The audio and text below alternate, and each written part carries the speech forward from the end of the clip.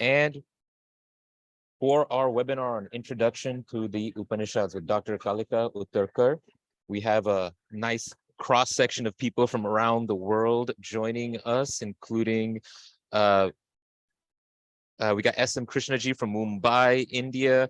We've got Sabita ji from Alberta, Canada. Vibhavari ji from Seattle. Pallavi ji from Oman, welcome. Namaskar from Vijay Sial from Fremont, California. Praketa ji, namaskar, but you didn't put a location, that is fine. If you want me to give you a shout out where you are zooming in from, just put it in the chat. Sorry about the background noise. Let me get us started by giving some background on Introduction to the Upanishads. We've written part 2 on there, but Kalika ji will get into that, how it is kind of standalone. You can jump in, don't worry, we'll fill you in. Everyone's on a different page anyway, and we're all catching up, trying to figure out. And it's not a matter of catching up. It's just a matter of figuring it out for ourselves. Praketaji is from Austin, Texas. Welcome. And so the Upanishads themselves constitute the foundation of Hindu culture and civilization. The study of Upanishads is central to the discovery of Hindu philosophical thought and its immediate relevance to our everyday lives. The Upanishads speak to each individual freshly and newly at every stage of life. Each encounter with the Upanishads unfolds our understanding of the meaning and purpose of human life in a deeper and broader sense. It can be said that until we have fully engaged with the Upanishads, we have not really grounded ourselves fully in the Hindu paradigm and thought. So in this webinar, Dr. Kalika Uttarkar will discuss introduction and give an introduction to the Upanishads. We'll take some questions and we'll introduce the second course in this series, standalone course, where Dr. Uttarkar is sharing this wisdom and providing that Guru Shiksha relationship at Hindu University of America. So Dr. Kalika Uttarkar actually completed her MA and PhDs in philosophy from the University of Pune. She's also done her master's in psychotherapy and counseling. She has over 25 years of experience in teaching philosophy, conducting life skills, corporate training, and workshops for yoga and mental health. She's currently in Dallas. Is that right, Kalika ji? You're in Dallas? I'm in Dallas. Awesome, awesome. If you're in Texas, make a shout out. She works as a yoga and psychological counselor, a motivational speaker, and runs a YouTube channel on parenting, relationships and self-help. And of course, she is teaching courses at Hindu University of America. She's presented papers on yoga, Bhagavad Gita, the Upanishads at various national and international seminars. And we are lucky to have her with us today, exploring the intersection of Indian philosophy, yoga, psychology through the Upanishads. And it is just, again, always a pleasure. Amazing to have you on, Dr. Uttarkar. Let me hand it to you after I give a few more people who put their location in the chat. Who else has joined us? We got Deepali ji from Mumbai. We got Radha Katz, Ellen Katz, Radha from LA also. We got Arunji from Los Angeles. Welcome, welcome everyone. Thank you for being on today. Kalika ji, I'll hand it off to you. Thank you. Thank you, Ankur ji, for this encouraging introduction, and looking forward to have a discussion with everybody. And I would like to introduce Upanishads again for part 2. First of all, I would like to thank Hindu University of America for having me here and giving me this opportunity to connect with people on different topics in Indian philosophy, and especially I would say Upanishads, because this has been my passion throughout. So, and I would also like to thank all my our students from part 1 who have also joined today. And I welcome all the new participants like for the webinar who have come for the first time. So before I start with the introduction to Upanishads, I would say that whether you join part 1 or part 2, it's okay. So when we are talking about the certificate course in Hindu studies, we decided we would come up with the study in Upanishads because it is the foundational study. And if we say that I'm a Hindu, or even if I'm not a Hindu and I'm a student of Hinduism, then Upanishads are the foundations.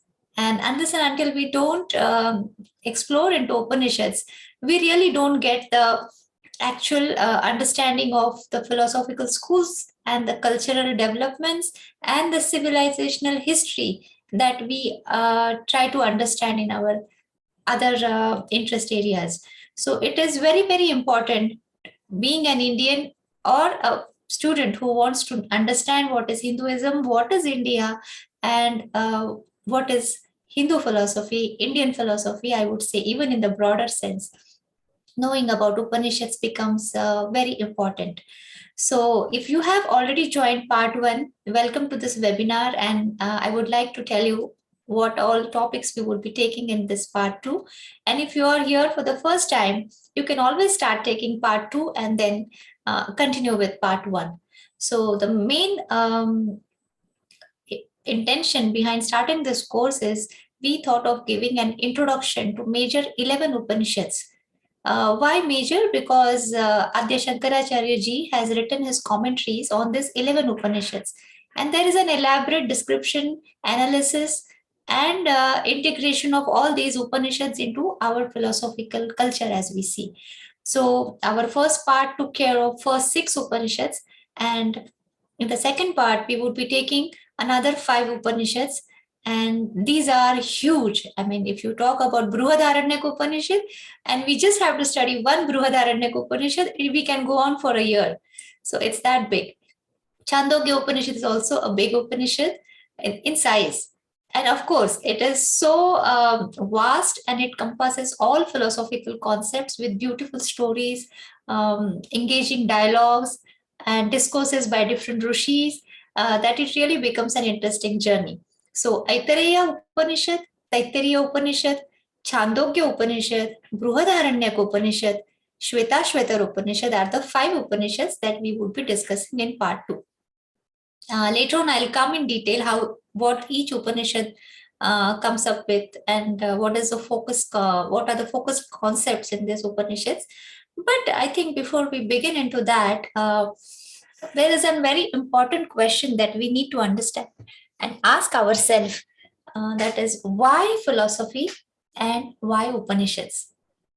There is such a vast literature of philosophy all over the world, and we are interested into these topics. We keep reading, we keep listening to many people, and we also have developed an understanding of our own philosophy of life. In spite of that, why Upanishads? Why study Upanishads is a question which we can start with. So, starting with my personal experience, I was introduced to Upanishads. I don't even remember how young I was, because my guru happens to be my father, and I learned yoga, spirituality, philosophy from him. As I learned to walk, I learned to talk from him. So it started with him. So maybe I was introduced first time when he told me the story of Nachiketa. And there is a beautiful dialogue between Nachiketa and Yama in the Kathopanishad. And that's a beautiful story. So gradually we'll come across that. But Nachiketa is an it's an excellent example of how a person can be a mumukshu. Mumukshu is a Vedantic concept which says that it has a intense intention of knowing who am I and what happens after death. These are two basic questions that we all face at one point or the other in our life. And this young Nachiket, at the age of 8, he felt that these are the important questions, and he declined all other wealth, prosperity, and power and everything that Yama had offered him, but he wanted answers to his questions. So, this quest of understanding our own self for me began at a very young age. And gradually, let me tell you, as I understood the story at that young age, and today when I look at it, every time I am into it, I understand it in a different way. I understand it on a different level, to say. So, this happens with all the concepts in Upanishads. So even if you have taken part one and you would feel that now I know most of the concepts, those are discussed in the Upanishads, then why take part two? Then, of course, I can tell you that part two has those Upanishads which have which are going in detail. They are going in detail about the description of creation. They are going in detail about the understanding of Panchakosh, that is 5 sheets of existence to say. That is the Sharirmaya Kosh, and that is called Annamaya Kosh, Pranamaya Kosh, Manomaya Kosh, Vijnanamaya Kosh, and Anandamaya Kosh. So we exist on these 5 levels, and it is very beautifully explained about this. They also talk about Sattva, Rajas, and Tamas, the concepts that we come across in Sankhya Darshan. So in detail, they explain that. They also talk a lot about yoga. Mostly it is the Shveta Upanishad who dwells into the philosophy of yoga. And let me tell you that this 5 Upanishads, they are more into practical understanding of Brahman. And here there is a transition from philosophy to spirituality, because it doesn't just remain an intellectual pursuit or an intellectual circus that I'm doing. Lot of analysis, lot of jargonized words, and so many books and so many philosophies. No, they say now that you know what is the fact, start working on yourself. So for study of Upanishads, we need a laboratory also, and that laboratory is we ourselves. So parallelly, as we study Upanishads, it is always recommended that you also start meditation on the other side simultaneously. And so while we are learning this theory, we are also trying to practice it. And then we have those questions. And then those questions are correlated with the questions those are asked in the Upanishads. And then only the answers those are given for those questions can relate to our life. So it is a co-journey. So Upanishad basically means sitting close and learning. So the Shishya or the disciple sits near the teacher or guru, and he asks his questions, and then the guru will answer him. And he won't answer him just as the question is asked, but he would say, okay, stay in my ashram for another year and do all this chores, those need to be done. And in the process, let me think if you are eligible. And if I know the answer, I will try to answer. So with this situation, the disciples stay in the ashram, and then the guru sees how the disciple behaves. And here comes the ethical aspect of Upanishads and the eligibility aspect of Upanishads, where when and how is a person eligible to understand and learn Upanishads. And here comes the concept of Shuddha Antakaran, that is purity of mind.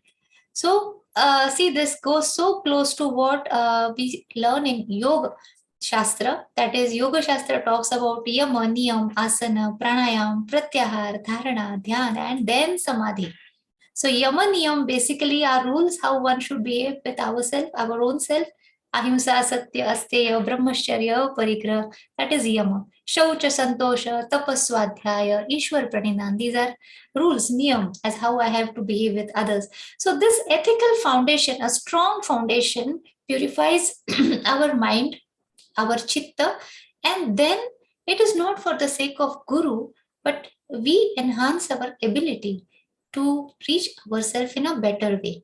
So this is a firm foundation of Upanishads. So it is a beautiful journey to understand how we have to take this framework of thought and how we have to travel ahead. This shouldn't have any boundaries of any religious upbringing that we have had, any ritualistic pattern that we have been following, or any part of the world where we are living. So this is basically a pure philosophical and spiritual journey where we are our own laboratory, and we will be entering into a field where we would find a theory for this. And then this is going to be an actual activity course. So take it that way. Otherwise, my friends, it's always easy to read 2 books and write 1 book. It is always easy because so much of knowledge is available, information, data is available, and we have an intellectual instrument within us. So it's always easy to make permutations and combinations and come up with new theories and come up with new philosophy. It is not that difficult, but Upanishads say that philosophy is beyond that. Unless and until it is relevant with my existence, it is relevant with my actions and my pattern of reaction, it shouldn't be valid. And if we have to find that it is valid, then we have to take up it as a serious endeavor. So with this foundation, I think one more thing which I learned personally from Upanishads in my small journey of learning Upanishads is I learned to take responsibility of my own life, of my own existence, and all good and bad things happening in my life. So usually what happens is anything good happens to me, I very firmly believe that yes, I deserve this, and finally I got this. But something which is not pleasant to me happens. Oh, why this happened? I don't deserve this. Or even when we meet somebody, oh no, this shouldn't have happened with you. You don't deserve this. Then who deserves it? So whatever comes to me is my creation. Whatever comes to me, this builds a strong foundation of strength within me, that come what may, whatever happens in my life, it is my life. It is my creation. So this gives me an understanding that I'm a free being. I'm free to act. I'm free to react. And I'm a strong being. So aham, purna, jagrut, shaktiman, ananda. This is what the Upanishads say. And this is what my guru has taught me. This is one mantra which says that I am complete, I am powerful, I can know everything, and I am in control of myself blissfully. So this is self-control. So this is a journey of Upanishads, and then we would come across different Upanishads and then how they discuss these points. At the same time, if you're a doctor, if you're an engineer, if you are a person from classical physics, classical chemistry, you're most welcome. If you're a student of any faculties in science, then this is a place where you would know what Upanishads talk about creation. What do they talk about energy? What do they mean by pran? What do they mean by creation and dissolution? So then relate it with your prior knowledge and try to figure out where it stands. This will become a beautiful study, and we are looking forward for these kind of scholars who can have this background, at the same time will learn what is there in Upanishads, Vedas, and then try to correlate things and come up with a new study. So that way also the study can be very interesting. And secondly, I would say that this gives us a lot of emotional and spiritual equilibrium. So why? Not because I am saying, not because many people are saying, not because Upanishads are saying, but for the simple reason that once I say that this is mine, then I take the whole responsibility. And this itself gives a lot of peace within. If I take a decision, if I have to choose my career, and if I choose to be a liberal arts student, then I say, yes, come what may, this is my choice. So whatever happens in my life, I'm responsible for its effects and I take charge of myself. But I'm forced by my parents to take a particular course. Then every time there is a problem, I say, no, I was not going to take this. This is given to me. This is forced upon me. So leave aside all this. But my life, is it forced upon me? My existence, is it a punishment or is it a boon? Or is it my responsibility? Or is it an outcome of my own desire, my will? Did I want to come in this world and live the life that I am living? So these are the questions. And these don't arise unless and until we face the major problems in human life. So the first major problem that we face after we are born is fear. Though a small child will never have fear, but as the child starts growing, the first thing that comes in is the child learns to fear. I remember when I was very young, we stayed in the remote areas of India because my father being a spiritualist and a yoga teacher and my mother being an Ayurvedic doctor, they believed in working in the villages. That was their choice. So we stayed. I was so fortunate to have had that exposure at that young age. And my younger sister, one day when she was playing, she just picked up one thing which was around it and she showed it to my mom. Mom, look, what is this? Can you believe what was that? That was a snake. So the small child never understands. It doesn't have that fear. So anything, she thought it was interesting crawling next to her. So she just picked it up and she showed it to the pen. Look, what is there in my hand? So the turn to fear was, it was my mom's turn to be really fearful about it. But what I'm trying to say is this fear, as we grow, it creeps in. And every time as we grow, it becomes big. And gradually at an age, we realize that I'm not going to live forever. And so one day, all this is going to end. And that is the final fear that we all have in our mind. That is what we realize. We all love to exist. We love to exist happily in one form or the other. So then I say, yes, if I'm not going to exist, at least my children will exist. Then I'm not satisfied with that. Oh, my children are married, but I think even my grandchildren should have nice partners and spouses, and they also should live happily, and it goes on. So, how much of a life I am living, I still look forward to the continuity of my existence in some form. So, let me understand, what is it that I am? What is my existence? And does it really start at a point and end at a point, or it is a continuous process?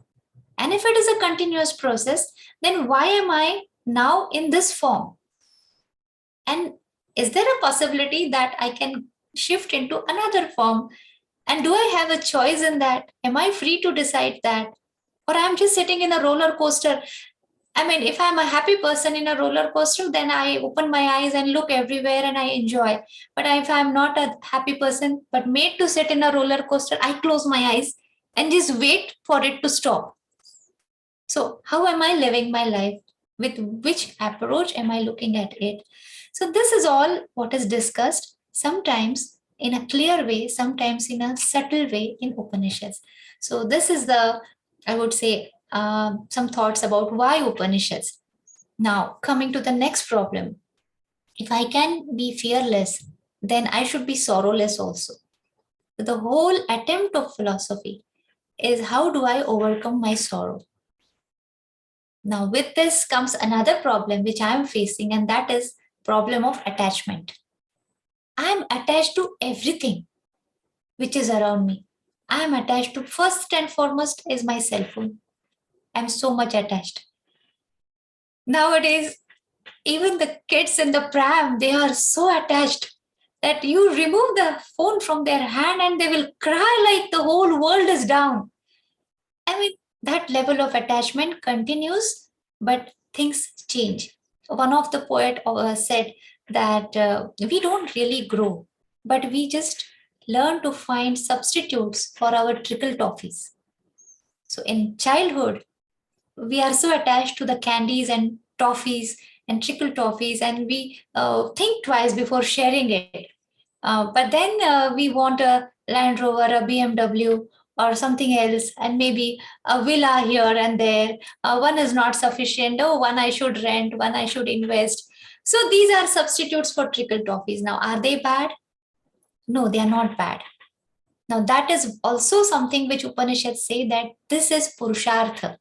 So to earn, achieve, and prosper is one thing that we need to do, because that is dharma, artha, kama, and moksha. So these are 4 achievements in life. But the problem arises is when I am dependent on these things. So as long as I achieve, it is good. But if I am dependent, that if these things are taken away from me, then I feel I'm lost. I'm not existing. I don't want to live. This is not what it was. If that is coming, then I have to deal with attachments. So how can I love people staying independent? How can I love my life but still be free from its attachment? And in that sense, can I really live a life which is not full of sorrow, but I can just relish my life, relish my relationships? If my relationships are not perfect, and mostly they are never, because we are also not perfect. So two imperfect people can never make a perfect relationship, isn't it? So this world is not perfect. I am not perfect. So how are we going to land into any perfect relationship with anybody? So there are going to be ups and downs, of course, and we all know that. But can I enjoy this? can I be happy? Can I be peaceful while I'm moving in this world? This is something that we all are in search of. So deep down somewhere, we need to go and find out, why are we here? This is something which we are trying to seek, maybe to understand that I want to live life on my terms, be happy, be peaceful, and I should know the answers of the questions that who am I, where from I come, what is the meaning of my life, what is the purpose of my life. So these are the questions which are dealt in Upanishads. So I think with this, I'll move on to the next part where I can briefly tell you what each Upanishad contains. So the first Upanishad that we are going to deal with is Aitareya Upanishad. It is part of Aitareya Aranyaka. It starts with the description of creation, then it deals in detail with transmigration, like how we are born to how we are reborn. So there is a detailed description in Aitareya Upanishad. Then it is dealing with the famous Mahavakya that Prajnana is Brahma. I am Prajnanam Brahma. That is one of the Mahavakyas. So, what is Prajnanam? It is very nicely and very in a simplified way they have explained. And then this knower is nothing else but Brahman. So it goes deep into this, and there are nice analytical arguments to support this thought. So this is more about Aitareya Upanishad. It also talks about different kinds of meditations. So meditation is not always meditating on Brahman, but in all these 5 Upanishads, there is an elaborate description of different types of meditation, which is little new from the part 1. So we would like to see how these different types of meditation help us achieve different things, and finally leads to the meditation on Brahman. So at the same time, they're also giving a detailed description of different deities and how they originate and what is their work and how they, in the end, merge into Brahman. So they also talk about the concept of Maya. So this is about Aitareya Upanishad. Coming to Taittiriya Upanishad basically is known for 2 main things. One is in the Shiksha Valli of Taittiriya Upanishad, and they have very beautifully explained at the convocation of the pupils that how they should live their life henceforth, and what have they learned and how they can imply it in their life. So that is a very beautiful dialogue, which is very interesting, and that is a landmark in Taittiriya Upanishad. And more than that, they are talking about the Panchakosh concept. And what is this Anandamaya Kosh, Vijnanamaya Kosh, Manomaya Kosh? So they are talking about different sheets of existence and how do we, and in detail, how do we meditate on this 5 levels. This is also something that they have discussed.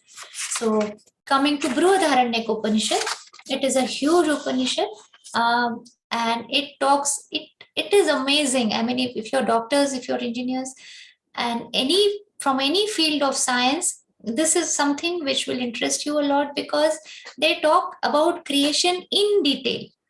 And there are beautiful descriptions, analogies, symbolism.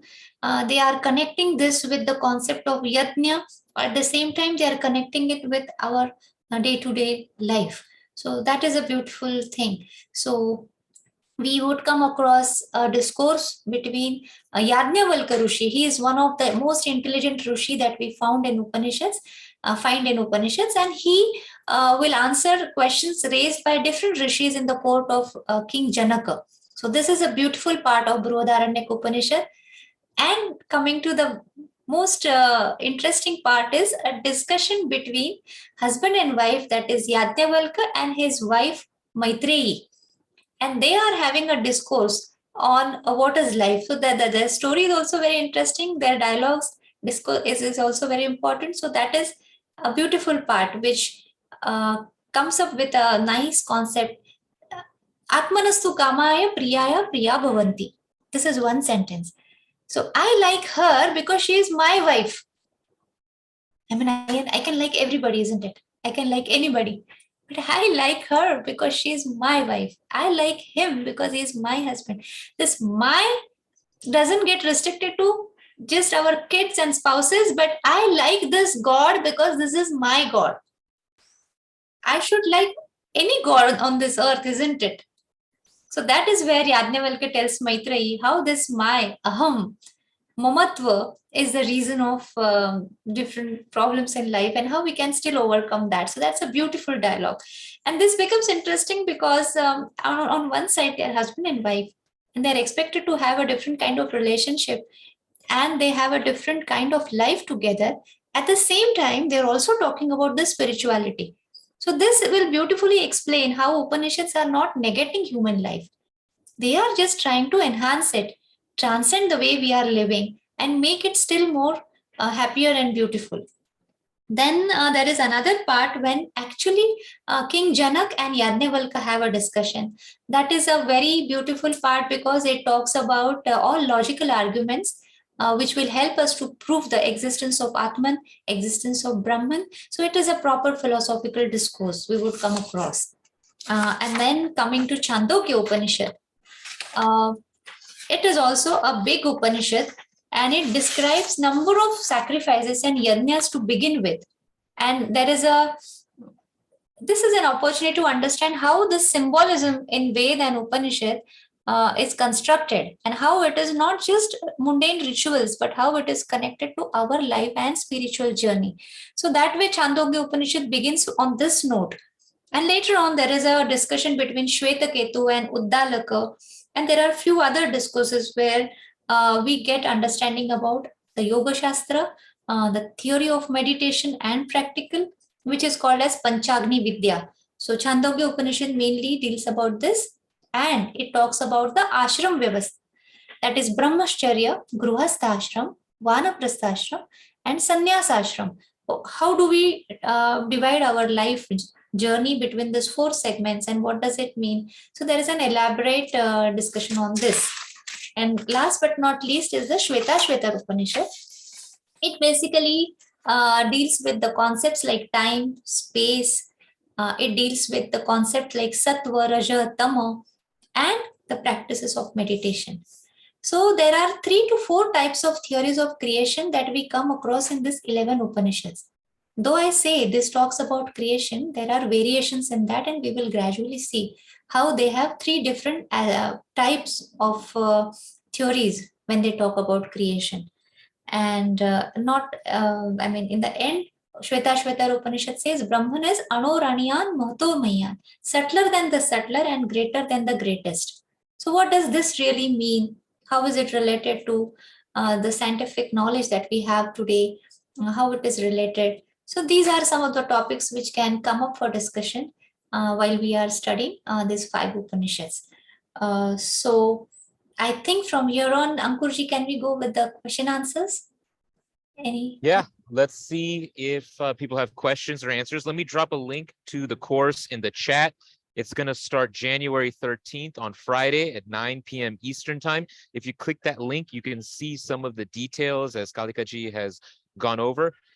Please put your questions in the Q&A box. I don't see any open questions. If there are any students from part 1 who may want to give a testimonial, raise your hand in the participant window and I can unmute you. If anybody wants to ask their question with their own voice as opposed to typing, I can do that as well.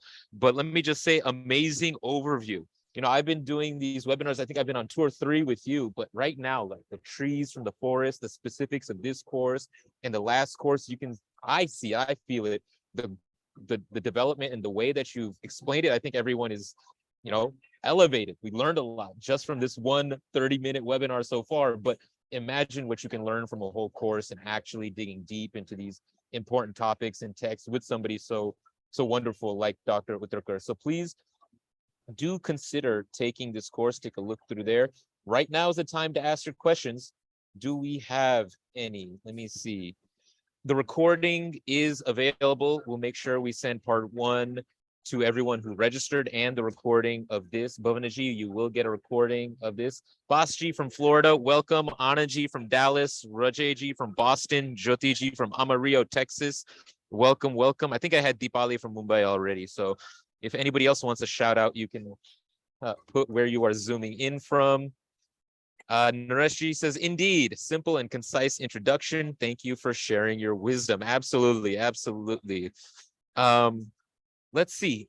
Any other, no questions from the audience. Maybe you want to just go over requirements, expectations, and everything is on our learning management system. So week by week, Dr. Uttarkar will upload courses, reading materials, videos, whatever it is, in your HUA learning management system. You have access to all of that, recordings of courses if you miss it. And if you want to talk about assignments and what the course actually looks like, Alikaji, and please put in your questions in the Q&A box. Chat is okay also.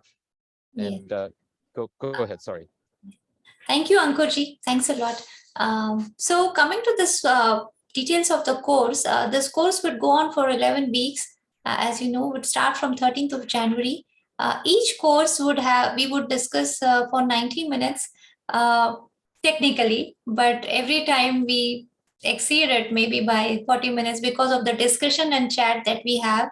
People are so interested in asking questions and having discussions, so that sometimes gets really it becomes longer. So the structure of the course is basically I would be explaining actual script, some part of the Upanishad, because it's always easier for me to take 3-4 concepts main and then keep talking about it. But I wish that you get an actual connection with the Upanishads. And that is the reason I come up with actual mantras and shloks, which I would be bring selected mantras, of course.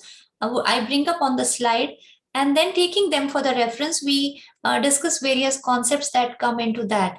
And then at the end, there is a discussion about the questions and charts. But sometimes, because the subject matter is too much, we find less time, but you can always send an email to me asking me questions. Like for the part 1, now we are having the 11th session this Friday. So it is completely dedicated to question answers session. So all those questions that have arisen within last 10 weeks, and we are going to discuss and have chat about it. So that is how the structure is. Now coming to the assignment part of it, you have to understand that 50% of your grading goes to your attendance and participation, and 50% goes to the final essay that you need to write at the end of the course and then submit it on the LMS. That is the pattern that we follow. So I would give the questions, those will be given to you.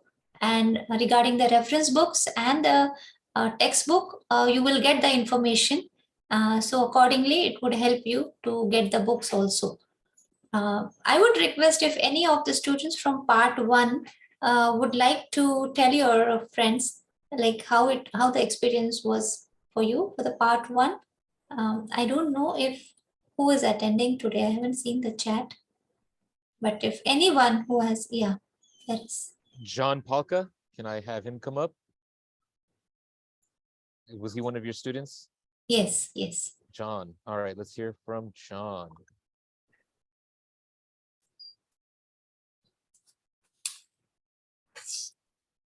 Go ahead, John. We should be able to hear you.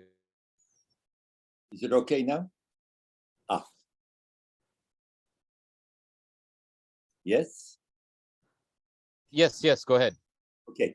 Part 1 for me has been one of the finest courses I have ever taken anywhere. And it is precisely because there is this wonderful combination of delving into wisdom, not abstractly, but bringing it into one's own life and looking for ways to bring it together with wisdom that comes from other sources. For me, the other sources are principally in the sciences. And to have a chance to do that in a structured way is enormously rewarding. Thank you, John G. It's been a pleasure having you in the class. Thanks. Great, thank you for that. So Alan Desai has a question. Missed part 1. Will it be easy to understand? And then Subramanian Ji is asking, is there a method of learning the various Upanishads? Which one first and so on? So that's kind of why and how you broke up part 1 and part 2. Is that correct? And if you can just elaborate on that. Yes. it is not going to be difficult to take part 2 if you have not taken part 1, because the concepts that we are going to deal are dealt independently in that particular Upanishad, and it comes with its background. So you don't have to worry about that. It is always easy to do part 2 or part 1 to start with. Coming to the other question, which Upanishad should we begin with? Then it is always said that we usually begin with Ishavasya Upanishad. But with this section, beginning with Aitareya Upanishad is also a very good start, because it talks about creation and it deals with our basic question, where from I come, who am I? So that's a good way of starting. So you just don't have to worry about that. I would say that if you're joining new to this course, you won't feel it difficult, because we would be discussing it from the basics. And if you're joining it after you have completed part 1, I would say it's not a repetition. It is understanding the concept more in deep and from a different perspective. So that would, of course, add into your understanding. So either ways, it's going to help you. Great. Anandji is asking if he has detailed questions correspond by email. Why don't you take the course and then ask your detailed questions in the course? That'd be great. I think the course is only $200. Is that right? Or is it going to be $300 per for the quarter? And so it plugs in, it's going to be a $300 course. It plugs into the certificate program in Hindu studies. And again, at Hindu University of America, we are trying to build a structured way of learning and immersing yourselves in Hinduism so that we can speak with clarity and confidence. So questions are super critical, of course, but our courses are designed to address these questions. So Anandji, please do consider taking the course. If you have something specific, I'll check my email. You can send me something. Arun, go ahead. Yeah, briefly, I would like to answer Anandji. We have taken first 6 Upanishads in part 1. That is Isha Upanishad, Kenopanishad, Isha Kena Prashna, Prashna Upanishad, Kathopanishad, Mandukya Upanishad, and Mundaka Upanishad. So these are the 6 Upanishads that we have discussed. And everybody, please try to understand that each Upanishad can be studied at length. Rather, each mantra from Upanishad, one mantra can be studied for a number of days. But we are trying to understand it in 11 weeks. So don't expect that there will be a disintegration of every mantra, but nevertheless, you will have a broader understanding of each concept that comes in Upanishad, and it will help you to understand any philosophical literature in Hindu philosophy henceforth. So once these basic fundamental concepts are clear, then you know what Upanishads are saying, and then you know what the rest of the schools in philosophy are saying. And then when you keep studying, you will still discover more and more depth and understanding into it. So this is the intention of the course. Great. So Arunji and Praketaji are asking kind of two, I don't know, supplementary, complementary questions. Arunji, and I'll go both of them. Arunji is asking, are we eligible to learn the wisdom of the Upanishads until we have achieved internal purity? And then Praketaji is asking, kings like King Janak, were they human or Divya humans, descendants of Brahma, Vishnu, Mahesh? So in that way, I think there's that kind of connection, right? Is it chicken or the egg? Are you divine, or do you become enlightened because of your work? Is it, your karma from a past life? And who is eligible, and how do you plug into it? Yeah. So who is eligible? Okay. So as we see, Upanishads often talk about being eligible if you have viveka. That is, if we can discriminate between what is right and what is wrong. Then if you are a mumukshu, that is, you have a strong desire to know. And third is, if you have vairagya, that is, if you are able to understand the limitations of this worldly life. So these are 3 criteria given by the Upanishads. Now, practically coming to all of us, I take this as a co-journey. So even though I am giving lectures and you are here to understand the thoughts of Upanishad, nevertheless, this is a co-journey. And as long as you are part of the journey, I feel everyone is eligible, because we can start from where we are. And then if Upanishads say that Sarvam Khalvidam Brahma, then that Brahman is also there within us, now, here. So why not? We are also eligible to understand. I mean, it is our birthright, I would say, to understand who I am. And therefore, everybody becomes eligible. We have an anonymous attendee. They have a 6-month-old baby. And do we need to learn how to raise the baby, or can we learn how to raise the baby by taking this course? We actually have a different course called a Yoga of Motherhood. Shilpa Agarwal is teaching that course. I think that would probably be more on point, but maybe Kalikaji, you can get in that. Let me read the rest of the question, because there's all these sayings about you should do this and then you should do this. This is how you should do this. Someone said, and this is from our anonymous, someone said that it should be 6 years of karma yoga followed by bhakti yoga for 6 to 12 years, and then jnana yoga for 12 to 18 years. So what's your take on that kind of trajectory and plan? And to me, it's everyone has their own path, right? You know, I'm a karma yoga guy, right? I'm gonna do the work, and I'm out there trying to. That's where my dharma is at. But everyone is different, and I don't know. I'm kind of curious what you think about that as well. Okay. I would take this question on a different level, because I'm a mother of 2 kids. And I have been a student of Upanishads even before I was married.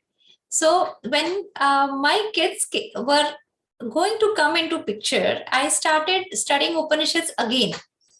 So I thought that if I'm studying and learning Upanishads, rather when I was doing my PhD, I had conceived my first baby. So it was that process. And let me tell you that kids are more intelligent than us, and they grasp things very fast. So that way it helps them also. But secondly, I would say we can introduce them to Upanishads in different ways. We can actually talk about this sometimes later. But I would say that it really helps us to understand the purpose of parenthood. I would say not just motherhood, but parenthood, and the purpose of this jiva who has come to us.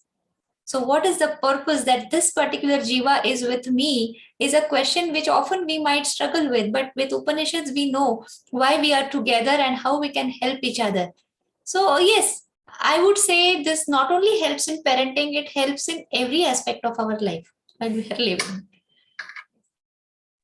Beautiful, beautiful. Let me launch the poll to see if people, you can let us know if you're interested in enrolling in the course. Yes, maybe you have questions. No, just let us know. We still have about 60 people with us on this webinar. Thank you for being on and engaged. Yeah, please fill that out. And I have another poll question afterwards I want to ask. And then Samujwalji is asking, are the Upanishads built on one another? Are they disjointed? How are they connected? Maybe you could touch on that for a little bit. Yes. I actually skipped the other question about Janak, whether they were superhumans or something. That question I think we missed in the. So I'll take that first, and then I'll come to this question also. So Raja Janak or King Janak, he was not a superhuman, but he was a person, human being, who was in the journey of understanding Brahman. So later on, if you come to the class of Upanishads, then you would not be surprised to know that Upanishads say that only Brahman is truth. Rest everything is Maya. In that case, even Ishwar or God is also part of Maya. Now, if Ishwar and God is part of Maya, then everything else like Agni, Varuna, Indra, they also become part of Maya. And if they are part of Maya, then humans and superhumans are also part of Maya. So this can be just understood from a different perspective, where we say that everybody is in the journey. Somebody has started the journey earlier and reached a better state. Somebody has started the journey new. So as long as we all are existing in this form here, we all are travelers, or the people who are exploring, trying to understand. So it's a journey that we all are simultaneously into it. And then when we think about big names like Ram, Krishna, Janaka, then of course there is a different understanding historically, whether they existed, when they existed. That's a different study altogether, which has its historical, sociological understandings. But if you ask me from pure philosophical perspective, then these are people who have accomplished better control over them, who have higher awareness about themselves, and that reflects in their behavior, and they become role models for us. So from that terms, we can call them as superhumans, as even Nietzsche was talking about superhumans. Yogi Aurobindo, he was talking about evolved consciousness. So these are different, I would say, levels of of entities who have more awareness. So it is less awareness and more awareness, if you ask me from Vedantic perspective. Yeah. And yes, Ankurji, what was the other question? Well, you kind of touched on it, right? The connection between the Upanishads, right? Yeah. Disconnected, connected, and all of that. So, yeah, Somebody I've got a thank you from for the this thing to speak. I think 1 or 2 hands were raised in between. I think the hands have been lowered. I accidentally lowered one person's hand when I was trying to lower John's hand. So if you still would like to speak, please raise your hand, and I can get you back on there.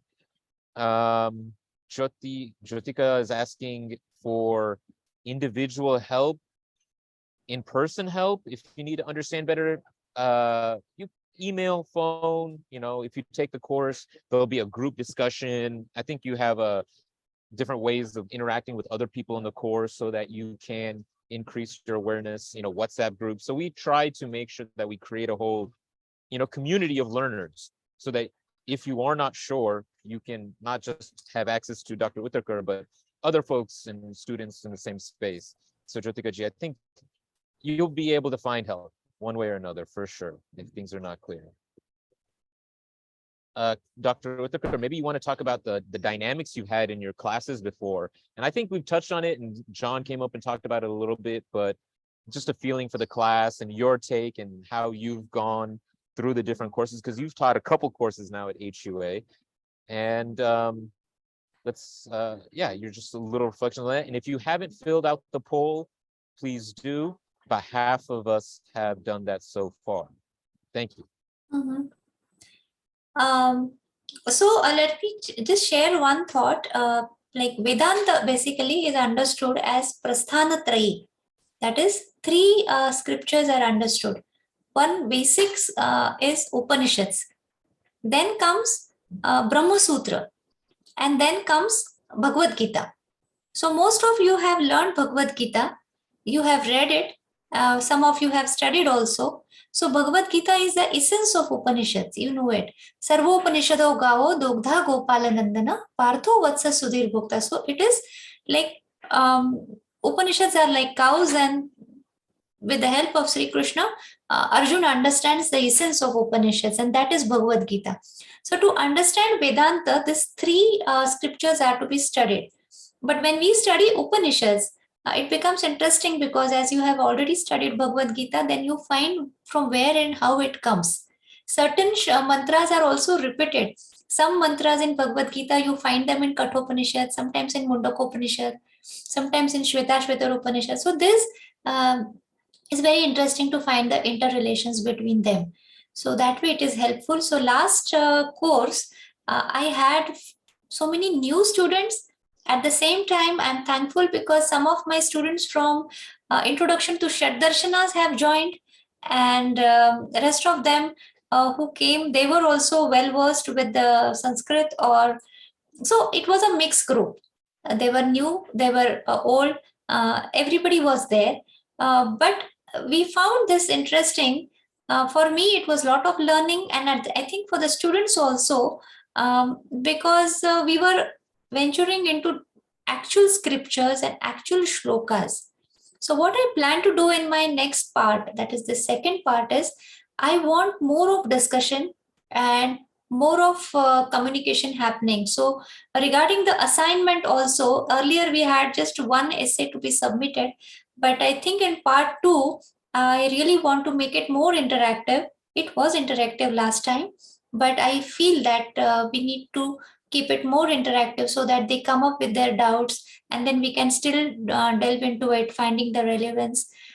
Because these are huge Upanishads, and I can't take all this whole of the scripture. So I will have to select. So I'll select few nice mantras from it, but we will also have more discussion this time. Yes. Wonderful. Great, great. Yeah. So I know we have some time zone issues. Recordings will be available. You will be able to ask questions and interact, but it is going to be a difficult challenge with the time zone, right? I'm in Los Angeles, you're in Dallas, we got East Coast, we got India, we got Australia. So this time zone is what we've gone with this quarter. But the recordings for Upanishads Part 1, we'll see if we can make those recordings available to people who just take recording Upanishads Part 2, but I'm not sure. You usually only get the recordings for the course you enroll in, but we might be able to make an exception. Dr. Uttakar, if you have a feeling on that, of course, we will take your lead. But that's an interesting question that I don't have an answer for right now. I think we will discuss. I really don't know at this point of time. Maybe we can think about it, take a call. Yeah. Okay. All right. So we've got quite a few people. 26 have filled out the survey with 13 people saying, yes, you're going to take the course, and 9 are interested with questions. Please, if you don't see that, just like minimize, open it up again. Maybe the poll will come up. And then I do want to ask another poll question. So please take a minute to fill this out. And then I have another question to ask. Miraji is asking, what is the right cadence? First read and understand the Bhagavad Gita first, and then plug the gaps or accentuate the learning with Upanishads, or does it not matter? The many paths to enlightenment, what feels right kind of answer. I don't know. What do you say, Dr. Uttakar? Actually, it is always nice to know Bhagavad Gita, but it doesn't really matter because we are studying the fundamental scripture, basic Upanishads. So even if you have not dwelled into Bhagavad Gita, that is fine. And second question, which often comes up, is do we need to have Sanskrit knowledge to study Upanishads? So if you are well versed in Sanskrit, it is always a benefit. But if not, then let me tell you that the focus of this course is to come up with basic fundamental philosophical concepts that we come across in Upanishads and try to bring in some clarity amongst these concepts. So most of the discussion has this kind of orientation. So even if you don't have a background in Sanskrit, I don't feel that it will be a problem or it is not going to be difficult. Great. Pallavi, that was for you, but I think a lot of people end up having that question. Yes. Sunil G from Michigan, welcome. Glad to have you on. Monish G, come on. That is such a question. He asks, what exactly is Brahman? How does one realize it? Yeah, we're all on that path, right? We're all trying to figure that one out. So I'm going to close this poll. Please, thank you for filling it out. And I'm going to launch another one, just attendee background. Have you taken a course at Hindu University of America before? Yes. If you're enrolled in a program, if you all took Upanishads Part 1, maybe just let us know specifically. Next quarter will be my first course. Hopefully we have some people who will get into HUA for the first time next quarter. And I said not yet. So even if you're a no, eventually, hopefully you will take a course. And the second question I have is, have you attended an HUA webinar? So yes, many. I know we have a lot of regulars. Appreciate you and always thank you for joining and engaging and participating. A couple people just sometimes, and 6 people on their first webinar. Glad to have you on. Glad to know that new people are still joining and interested. So that poll is up for a little while we come to the conclusion of this webinar. We can go over. We don't have to end right at the dot.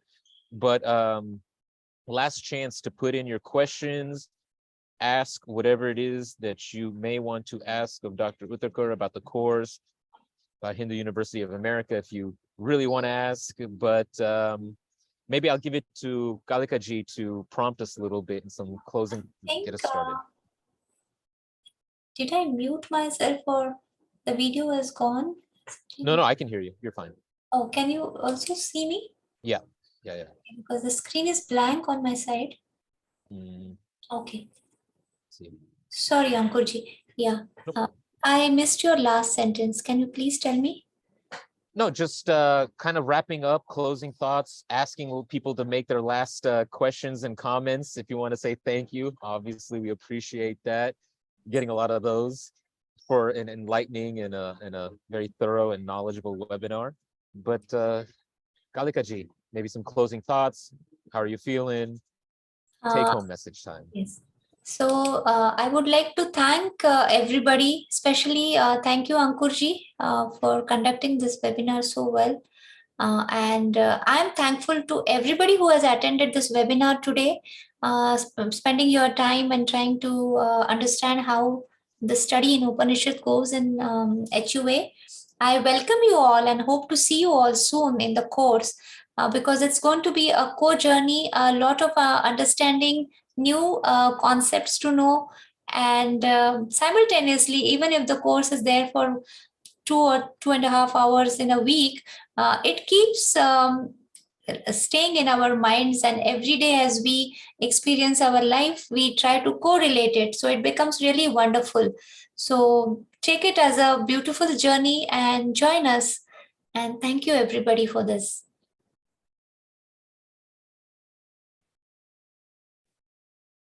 Hello.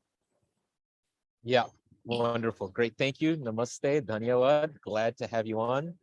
And we'll see you next time. See you. Namaste. Thank you everybody. Thank you Ankurji. Namaste.